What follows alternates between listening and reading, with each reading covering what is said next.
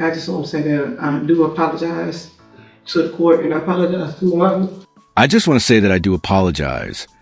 Right out of the gate, we hear a heartfelt plea. Notice how the defendant leans heavily on family responsibilities, graduations, school events, and her kids' emotional struggles. This isn't just about legal consequences. It's about the ripple effects punishment has on children left behind. But the big question is, will the court see this as genuine remorse or just another attempt for leniency? And I'll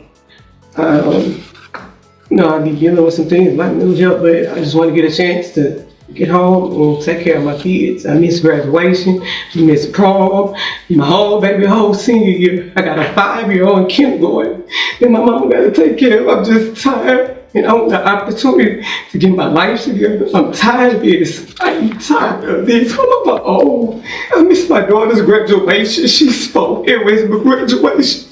I was not there. I'm tired. My baby asked me, well, I'm the only mom. I'm not at mom's and muffins. This is embarrassing for my kids. I want to go for my kids. I just want a chance to do right. Riddo was previously in court, entered pleas of guilty in cause numbers 23-0928, 23-2106, 23-2107, and 24-1925. All of those were theft of property with previous convictions. I have received the pre-sentence report. Has everyone had an opportunity to review that report? I think so. The state has, Judge. In addition to reviewing that, the state has filed a couple of things. Here comes a critical moment. The prosecutor isn't just asking for prison time. They want sentences stacked. In legal terms, that means serving them one after another, not at the same time. Think of it like Netflix autoplay, but with years of prison. And if that's not enough, they're also pushing to deny jail credit. Time already served behind bars. Harsh moves, signaling the state wants to send a message. And there was no agreement. This was just open to the court. Is that correct? Yes, Your Honor. I believe so, Your Honor. I didn't represent her at the stage where she entered the plea. Okay. My understanding is that They were open. And are there any additions or corrections to the pre-sentence report? None from defendant. Not from the state, Judge. In addition to reviewing that, the state has filed a couple of things. One is a motion for me to run any sentences consecutively, which means obviously stacked on top of each other. And I think I could do that in, I think 2106 and 2107, maybe not, but the other ones I can. Is that, are they different dates? I think they're all different. Are they? Hold on, I'm looking. Yeah, they're different dates. Let me make sure. I think all 4 of them. They are. All right, so asking me to stack any sentences, and then he has filed a sentencing memorandum as well, in addition to a motion for me to deny discretionary jail credit. So, Mr. Kimler, if you would like, you may proceed.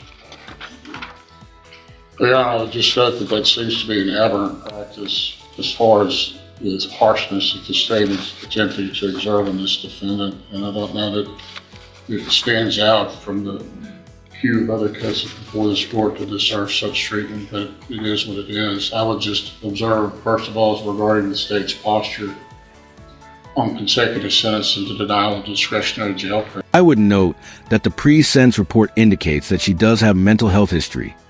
The defense counters with a different angle, mental health. This isn't uncommon in modern courtrooms. They argue her struggles with treatment costs and self-medication pushed her toward theft. It's a classic clash. Was this crime a calculated act or the desperate byproduct of untreated mental illness?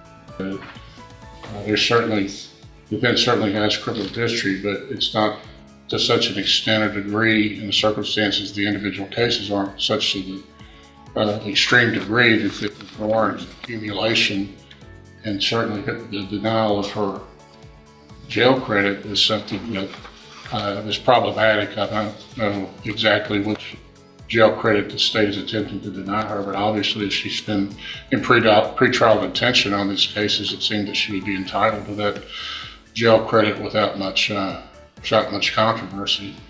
What grounds the state would be attempting to deny that, I don't know, but of course we would argue that she should receive credit as every other defendant before this court has for the jail time credit that they've done pursuant to these cases. I would note that the pre-sentence report indicates that she does have mental health history dating back to her time in the military, where she was discharged. She had a general discharge, and there was notations there as far as the pre-sentence report that would involve some health issues. I believe her to be mentally competent. Now, I of course wasn't her attorney when she entered the plea, but I would assume that she was mentally competent then as well.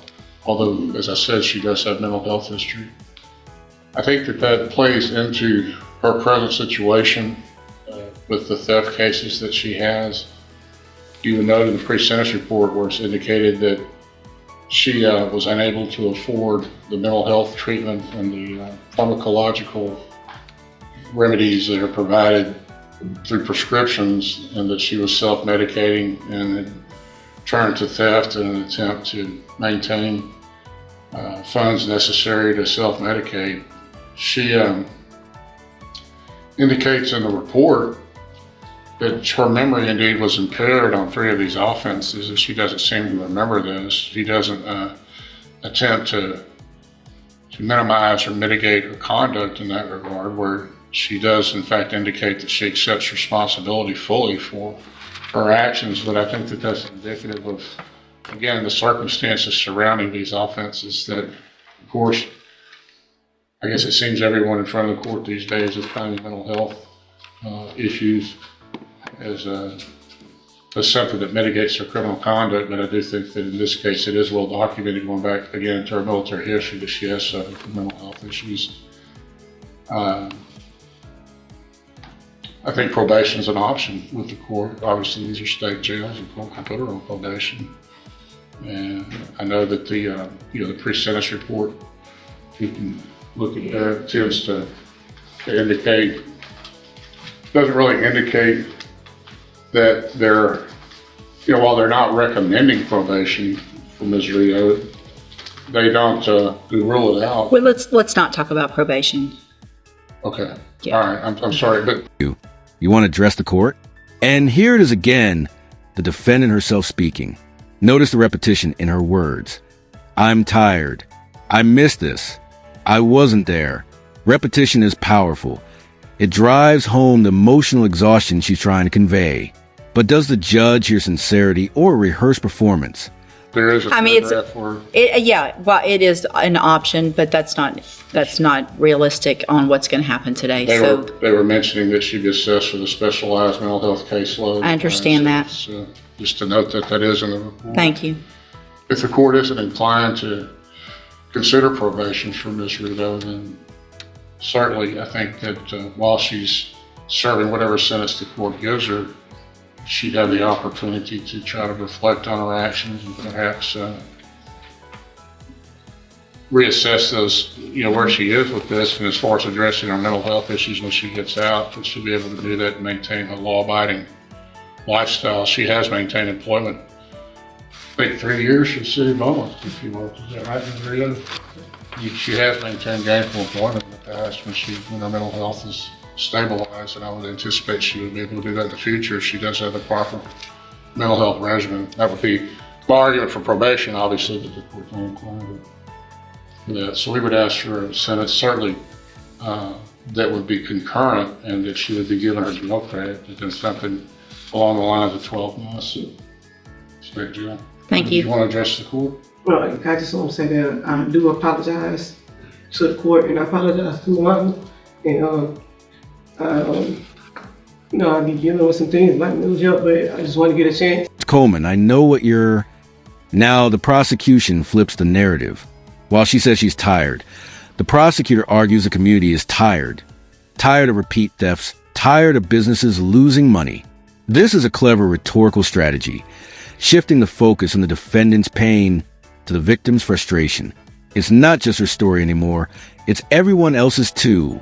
To get home and take care of my kids. I missed graduation, missed prom, my whole senior year. I got a 5-year-old in kindergarten, and my mama got to take care of. I'm just tired. and I want the opportunity to get my life together. I'm tired of this. I'm tired of this. I'm old. I miss my daughter's graduation. She spoke at Westbrook graduation. I was not there. I'm tired. My baby asking me why I'm the only mom. I'm not at mom's and muffins. This is embarrassing for my kids. I want to go for my kids. That's what a chance to do for me. You know, Mama, thank you. I want to thank you. Sure. So, Ms. Riddo, I understand that you're asking for a chance at probation, but you've had chances at probation, and you've been given these opportunities in the past for any kind of help and treatment and all of those things, and all of those probations were revoked. And you've had 5 felony probations revoked, 2 at one time, 3 at the other time. So I understand that they were kind of clumped together, but still, after those, all for thefts, you're here for, there was a robbery that you got some time for in 21, and then you're here now on 4 more theft cases. And so, I mean, it's unfortunate and it's sad for your family, but no one put you here but yourself. Mr. Judge, Coleman, I know what Yeah, you've essentially hit the things that I want to hit. That in addition to what I put in my sentencing memo. I won't belabor that, Judge. The only thing I would add is she says she's tired of this. I tell you who else is tired of this. It's our local store owners and business owners who are tired of people just walking in and taking what they want from them. She stole from a sporting goods store, from JCPenney, from another clothing store on a couple of occasions. They're tired of it too. They're same old song. Just different defendant. I apologize, give me another chance, I've got all these issues. In fact, yeah, I go one step further than the same old song. It's the greatest hits, Judge. It's what you hear time and time again. And I'm sure she said it back in 2011 when she got probation. In 2014. Including to you if you continue to do what you've been doing for your whole life. This is a judge's warning shot. Today she gets concurrent time. Sentences served together, not stacked. But next time, the hammer could fall harder. Judges often use this as both punishment and deterrent, essentially saying, this is your last rope. Next time, it's gone. When she got probation in 2017, just I apologize, give me another chance. I've got these issues. Judge, if ever there's a case to consider denying her the discretionary jail created under the Code of Criminal Procedure, this is the case. And it's my understanding with regard to that. I know it's kind of, it's just Problematic. well, I don't say it's problematic, but I can't give the max and do that. that's my understanding. That's your understanding. Yes, that's it in a nutshell, Judge. And I just say this is a case for that to be considered. And I also say this is the appropriate case to accumulate her sentence, Judge. She needs, in my opinion, some stronger medicine than what she's received in the past in order to impress upon her the fact that she needs to stop engaging in this kind of behavior, Judge. Thanks, that's all I have. Thank you. I would just argue from the standpoint of equal protection as far as the other defendants listed. Well, so here's, speak up so she can hear. I would argue from the standpoint of equal protection of laws, Your Honor, what distinguishes her from the other defendants that have been before this court and were similarly situated with similar criminal histories? Well, here's where Sorry. Here's where I am on this. I don't disagree with Mr. Coleman. I appreciate that he's gone out and tried to figure out some stronger things to do on some of these cases where we are stuck with state jail felonies. I've been very frustrated with that in the past. I don't know that this is the one to start with either necessarily, but it's not going to be out of the realm of possibility, depending on someone's criminal history, what their prior sentences were, and I don't fully disagree that this isn't one of them. I'm not going to do that this time, but I do appreciate the thought that went into this and don't necessarily disagree that there's going to be a time that this might happen, including to you if you continue to do what you've been doing for your whole life. Because if you're back in here after today on a theft, I can assure you that Mr. Coleman will remind me what he asked me to do that I didn't do. And I will on that. Do you understand? So if you want to be there for your kids, then you got to figure out something other than stealing. I'm going to find in all of your cases that you entered your pleas of guilty freely and voluntarily. In cause number 23, DCCR 0928, find you guilty of the state jail felony of theft of property. Sentence you to a term of 24 months in the state jail prison. You will receive credit on that sentence for any time that you've been in custody that the law gives you the right to receive. Cause number 23, DCCR 2106, find sufficient evidence to find you guilty, and at this time find you guilty of theft of property. Sentence you to 24 months in the state jail prison. You will receive credit on that sentence for any time that you've been in custody that the law gives you the right to receive.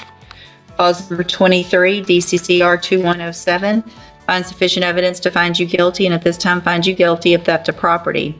Sentence you to a term of 24 months in the state jail prison. You will receive credit on that sentence for any time that you've been in custody that the law gives you the right to receive. Clause number 24, DCCR 1925, find sufficient evidence to find you guilty, and at this time find you guilty of theft of property. Sentence you to a term of 24 months in the state jail prison. You will also receive credit on that sentence for any time that you've been in custody that the law gives you the right to receive. These cases, I am going to run them concurrently, which means together at the same time. Part of the reason I did the 24 months is because I'm going to see that when you come back, that this is the max on a state jail felony you can get. So next time, whoever's here, if it's me or someone else, is going to see that you have progressively gotten worse, your sentences have gotten worse, and when someone like Mr. Coleman files something asking that these run consecutive or that we deny credit, that's likely to happen. I'm handing you in all 4 of your cases the trial court certifications. These show that these were not agreements, and so you have not waived your right to appeal. You can talk to Mr. Kimler about that. I have also handed you a written admonishment regarding your ineligibility to possess a firearm or ammunition. Because of the judgments entered against you, possession of a firearm or ammunition could lead to charges against you. Firearm is a legal term, and you should read the written admonishment I provide you to see what devices qualify as a firearm.